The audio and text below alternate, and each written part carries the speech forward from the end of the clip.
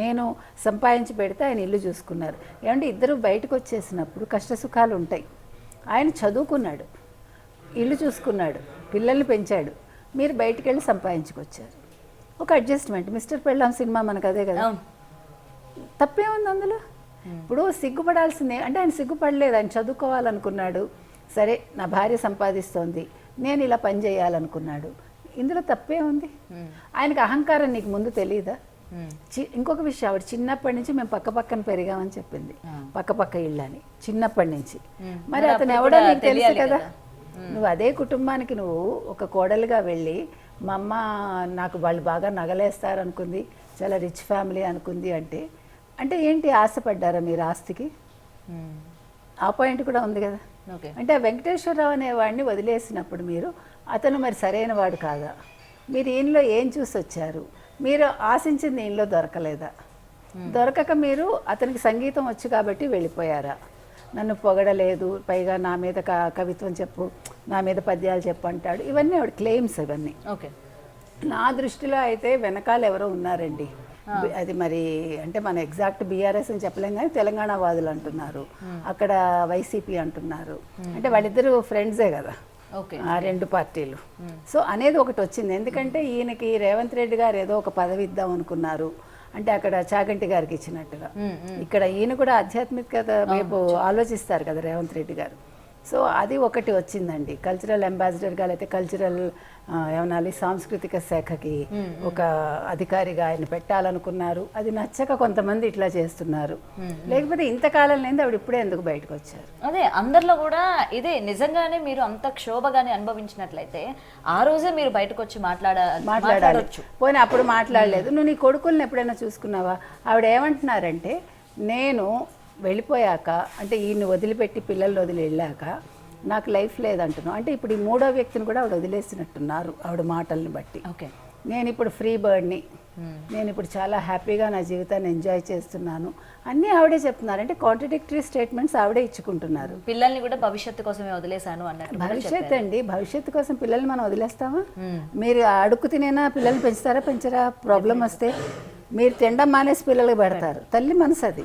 కానీ నువ్వు వదిలేసి వెళ్ళిపోతున్నావు అంటే, ఇంకొక వ్యక్తితో వెళ్ళిపోతున్నావంటే అదొక మోహం కావచ్చు, ఇంకేదైనా కావచ్చు. అది అంటే నువ్వు ఎందుకు వెళ్ళిపోయావు మనం ప్రశ్నించడానికి మనం సరిపోం. అది ఆవిడ లైఫ్, అది మన నెగిటివ్ ఏం మాట్లాడటంలే. కాకపోతే ఏంటంటే నువ్వు ఇన్ని నిజాలు చెప్పాను అన్నప్పుడు అదెందుకు చెప్పవు? You have to be open కదా. ఇప్పుడు పిల్లల్ని వదిలేసి వెళ్ళిపోయాను వాళ్ళ భవిష్యత్తు కోసం ఎందుకు ఇప్పుడు మళ్ళీ స్టేట్మెంట్ ఇచ్చుకోవటం? అంటే నిన్ను నువ్వు కాపాడుకుంటున్నావు, అంటే నీ మీద సింపతి గెయిన్ చేసుకోవడానికి. ఇప్పుడు సింపతి వచ్చిందా? మీరు ఇన్ని వీడియోలు చూసారండి, గత 4-5 రోజులుగా ఒక 100 వీడియోలు పైగా వచ్చాయి. కమెంట్స్ ఎక్కడైనా ఈవిడ వైపు ఉన్నాయా? హార్డ్లీ ఒక వీడియోలో 2 కూడా ఉండవు. అన్ని గరికపాటి గారికి సపోర్ట్ చేస్తూ గురువు గారిని మీరు కించపరచకండి, గురువు గారిని మీరు ఏం అనకండి అనే చెప్తున్నారు కదా. మరి అలాంటప్పుడు ఇప్పుడు మీరు ఏం ఆశించారు? డబ్బులు కావాలా వాళ్ళని అడగండి. ఇంకొకటి ఇప్పుడు అందరూ ఏమంటున్నారు, గరికపాటి గారు దీనికి సమాధానం చెప్పాలి. ఎందుకు చెప్పాలి? వాళ్ళు కూర్చుని 4 అన్నదమ్ములు కూర్చుని నా దగ్గర సంతకాలు తీసుకున్నారు, మేము విడిపోయేటప్పుడు అని ఆవిడే చెప్తాను. మేము పెళ్లి చేసుకోలేదు, మేము దండలు మార్చుకోలేదు, మాది రిజిస్టర్ మ్యారేజ్ కాదు, మాకు ఎటువంటి పెళ్లి జరగలేదు ఆవిడే చెప్తున్నారు. జరగనప్పుడు అయినా కూడా ఇద్దరు విడిపోయేటప్పుడు రాసుకున్నారు. అంటే ఈవిడ సేఫ్ సైడ్ రాయించుకున్నారా అనేది కూడా మనం ఆలోచించుకొని.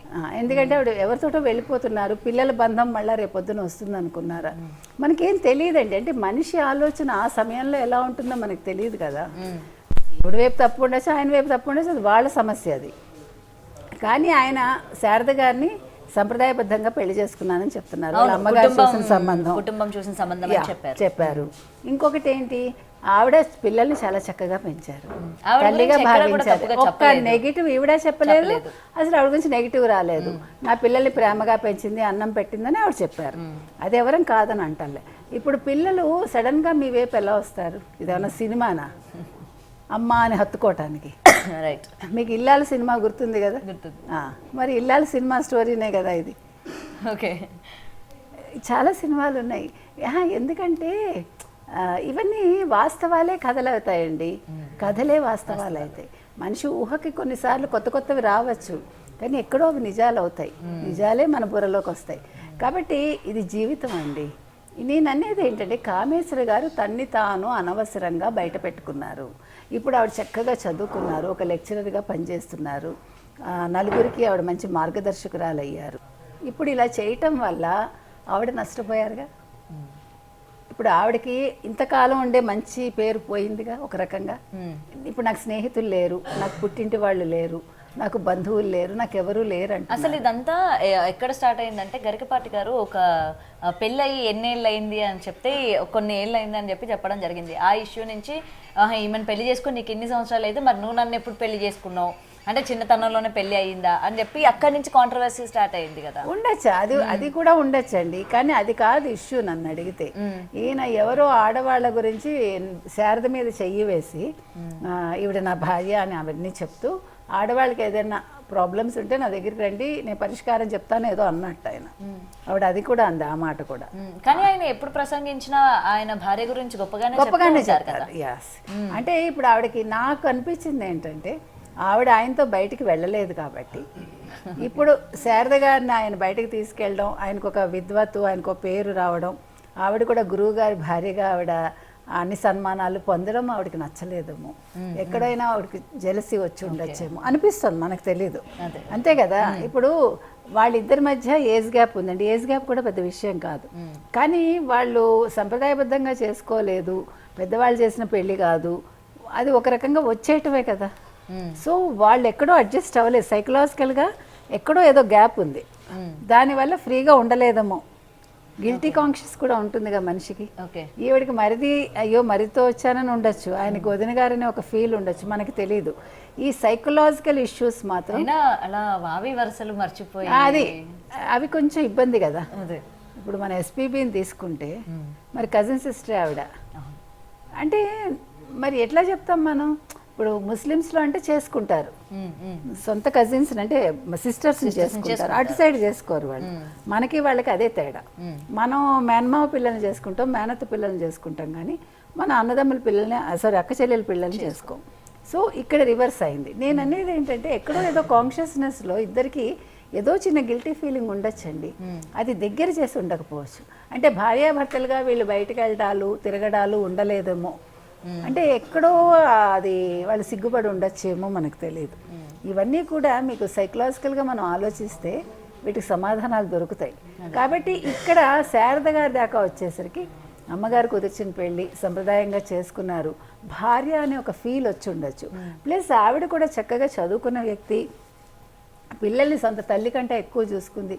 ఇవన్నీ కూడా బంధాన్ని పటిష్టం చేస్తాయి.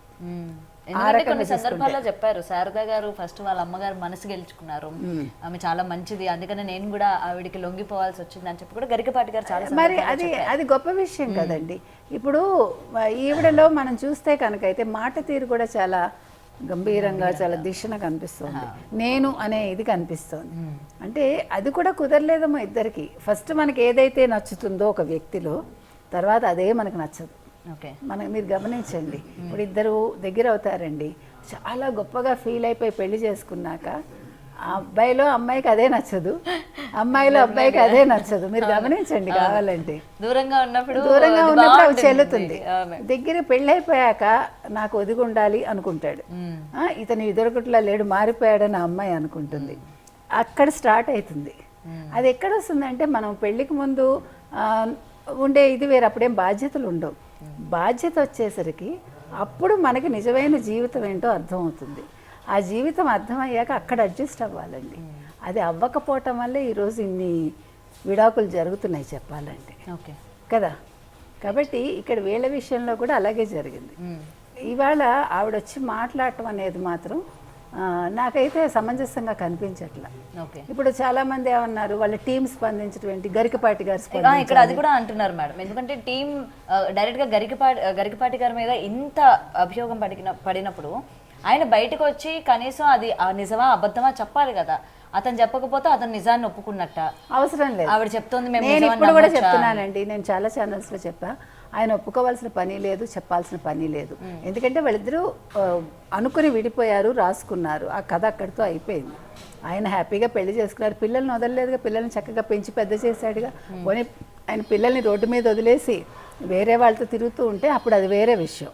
కానీ ఇప్పుడు అదేం లేదు కదా. ఆయనకి అంత మంచి పేరు వచ్చింది, ఒక మంచి గురువుగా అందరూ భావిస్తున్నారు, ఒక మంచి ఆధ్యాత్మికవేత్త, మంచి అవధాని, అది ఆయన చక్కగా ఆసువుగా పద్యాలు చెప్తారు. ఇంత పేరు తెచ్చుకున్నాక ఆవిడతో సంబంధం, ఆవిడ ఇప్పుడు 23 ఏళ్ళు ఎక్కడికి వెళ్ళిపోయింది ఆవిడ?